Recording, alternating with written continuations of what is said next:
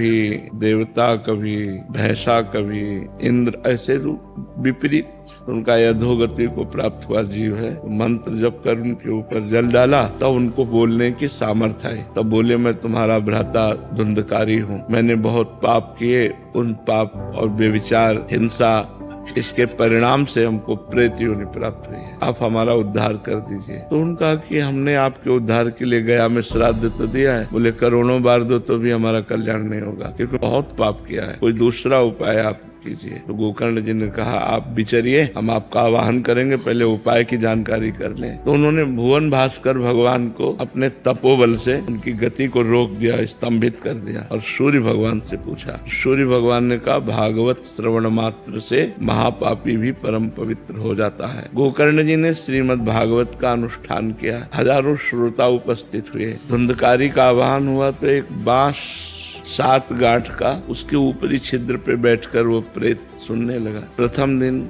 प्रथम खंडन गांठ का हुआ, इस तरह से 7 गांठें फटी और वो दिव्य भगवत स्वरूप होकर प्रकट हो गया। प्रेत योनि से मुक्त होकर भगवत स्वरूप, और विमान एक आया, और धुंधकारी उसमें बैठ करके परम धाम को जब जाने लगे तो गोकर्ण जी ने रोक दिया। भगवान के पार्षदों से कहा, एक ही विमान क्यों, ये और भी श्रोता है, सबके लिए विमान क्यों नहीं लाए? तो उनका, और श्रोताओं ने श्रवण किया, केवल मनन नहीं किया। ये भूख और प्यास सहता हुआ रात दिन कथा का श्रवण और मनन करता था। तो मनन के प्रभाव से विमान आया है, श्रवण के प्रभाव से नहीं, मनन के प्रभाव से विमान। अब अगली बार जब कथा कहिए तो सब श्रोता आपके श्रवण करें और मनन करें, तब फिर इनका उद्धार हो। तो अगली बार कथा कही, और जब सबने मनन किया तो शास्त्रों विमान आए और सब भगवान के